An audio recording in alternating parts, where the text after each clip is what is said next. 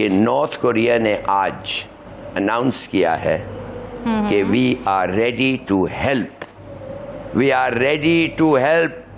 40 साल का कोलैबोरेशन और कोऑपरेशन उनका ईरान के साथ है। आज उन्होंने कहा है हम तैयार है ईरान को हेल्प करने के लिए। ये आपको पता है तैयार का क्या मतलब है? जी बताइए।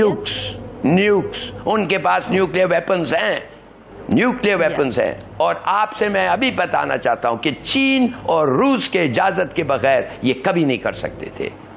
और ये ट्रंप जो है, जो थोड़ा सा दीवाना लगता है, इसको पूछना चाहिए कि ये अनकंडीशनल सरेंडर जो ये चाहते हैं, भाई क्या आप जीत रहे हैं ये जंग?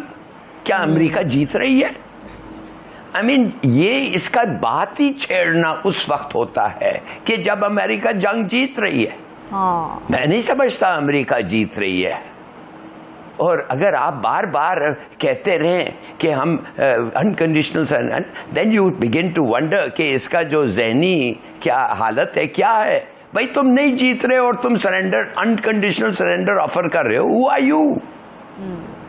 कम से कम जीतो तो सही, कम से कम look like winning, you are not even looking like winning. तो बात सीधी सादी ये है कि gross under estimation of Iranian capabilities, number 1।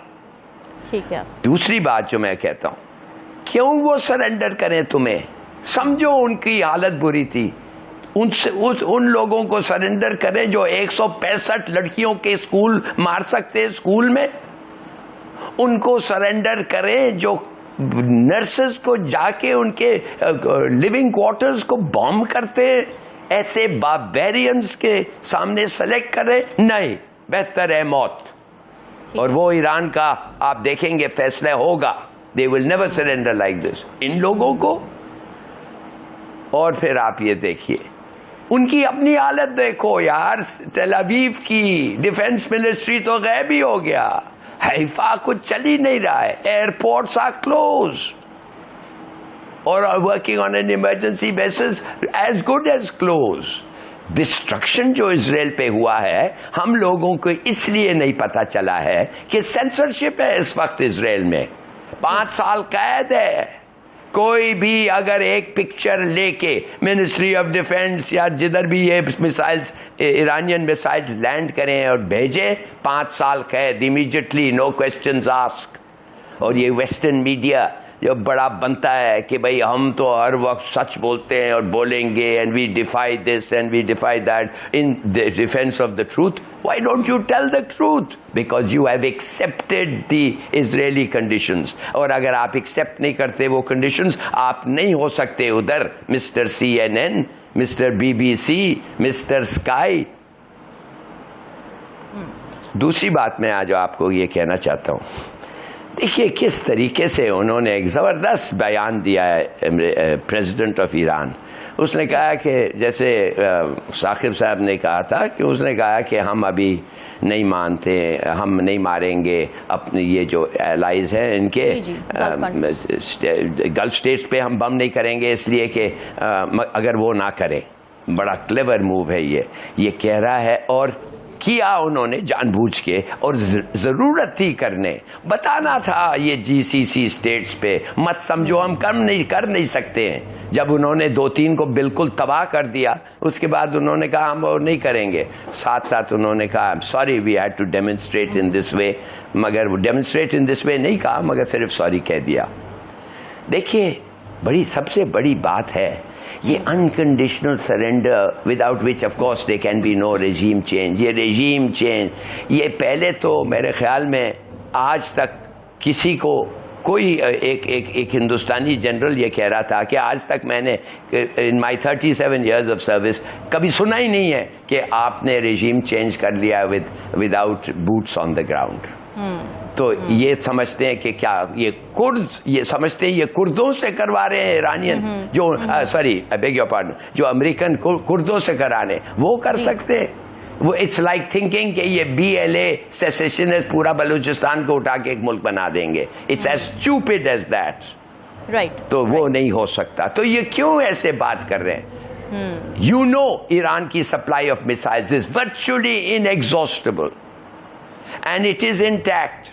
In the cities where it is buried under the ground, in the provinces, it is intact. एक बम उन पे नहीं गिरा है. वो हैंडल कर सकते हैं. मगर अब मैं आपको एक बात बताता हूं जो सोचना चाहिए. इजराइल पे जो मिसाइल्स गिर रहे हैं, and what is happening to Israel, और जिस किस्म का उधर डिसरप्शन आ रहा है और डिस्ट्रक्शन हो रहा है, मैं तो समझता हूं कि एक ना एक दिन, जैसे ये पहले वॉर में उन्होंने अमेरिका को जाके कहना है, sorry we have had it, now we are going to have nukes. अब हम न्यूक्स इस्तेमाल करेंगे. आपको पता है कि अमेरिकन जहाजों, इसलिए आज इंडियन पोर्ट्स में इंडिया को उन्होंने इजाजत मांगी है टू यूज देयर पोर्ट्स. किधर जाएंगे वो? India, to use their ports, too far.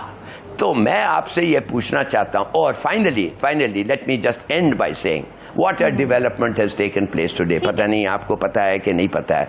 A remarkable development. नहीं, ठीक नहीं है, मैं बताता हूँ आपको, फिर ठीक हो जाएगा. जी सर, ये जो है तरफ जाना है, तरफ क्विकली इसको वाइंड अप कीजिएगा. हाँ, मैं खत्म. मीर साहब विल एक्सक्यूज मी.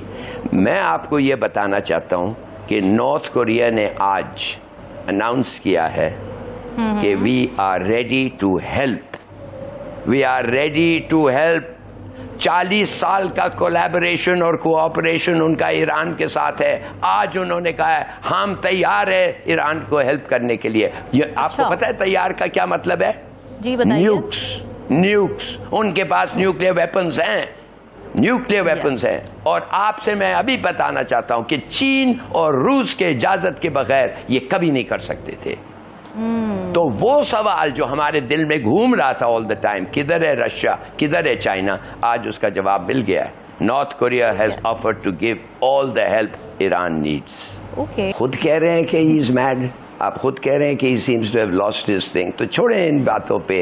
ये वो ही कहेगा दो सूट्स हिम. इसको छोड़ें.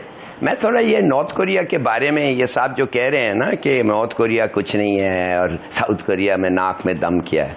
नॉर्थ कोरिया एक मुल्क है जिसने बता दिया है अमेरिकनों को इस हद तक कि ट्रंप ना सिर्फ नॉर्थ कोरिया से इन हिज ओन इनिशिएटिव लिया है बात करने के लिए कि हमारे पे कभी मत मारना ये बम, मगर वो गया है North Korea. He has travelled to North Korea so that कि उनके साथ ऐसी एक रिलेशनशिप हो जो वो ऐसा नहीं सोचेंगे. और उनको 10 दफे कह चुका है we are not interested North Korea, हम नहीं बम करेंगे, आप फिक्र ना करें. मगर North Korea does not believe him. इसलिए नॉर्थ कोरिया को डेमोन्स्ट्रेट किया है कि it can hit Los Angeles, और रॉकेट्स टेस्ट किया है. न्यूक्लियर कैरिंग मिसाइल्स टेस्ट किया है पैसिफिक में उनके सामने, और बता दिया है कि मैं उधर पहुंच सकता हूं. तो आप इतना डिस्काउंट नहीं करें. एक दूसरी बात यह है, इतना पैसे और क्या क्या उनको नॉर्थ कोरिया को मिलते हैं इस हद तक, तो उसने एक डिवीजन ऑफ ट्रूप्स भेजा है रशिया को यूक्रेन के खिलाफ लड़ने के लिए. देखा नहीं है आप? He means what he says. जब वो कहता है we are with you, troops भेजता है. ये नहीं है statement we are with you and then he forgets, जो हमारी आदत इस किस्म की होती होगी. उसकी आदत नहीं है. He has sent a division of troops to fight Ukraine with Russia and they have lost casualties and he is continuing to do that and he is proud of it. तो underestimate करें your enemy को कभी ना करें, and this is not a small matter. It is a very big I mean quite frankly, अगर 40 साल इनका cooperation है और जितना ईरान के पास पैसे थे और हैं, मैं कहता हूं नॉर्थ कोरिया क्या पता अभी भी उनको काफी एक्सपर्टीज दे दिया होगा, if not the actual weapon. तो मेरा ख्याल है let's not ignore this. It is a very big statement to make at this juncture after the war has restarted again with Israel. दूसरी बात है रिगार्डिंग रेजीम चेंज. देखिए Iranians have signalled. Iranian ने signal किया United States को. हम नहीं बता उनका I tell you what it is, वो नहीं बनाते इसको. The son of Khamenei would not have become the रहबर would not have been there, would not have been nominated for the रहबरशिप. अब बनेगा या नहीं, we don't know, final vote नहीं हुआ है, मगर it would not have been nominated for the रहबरशिप had it not been कि उनको determination है कि हम एक मैसेज तुम्हें ये भेजना चाहते हैं कि बाप नहीं तो बेटा, अगर बाप को तुमने मार दिया है तो अब ये बेटा उसके जगह पे आएगा, वही पॉलिसीज, मगर he will have revenge in mind. He will be the bigger enemy, so to speak. तो मेरे ख्याल में this is a very good step by the Iranians.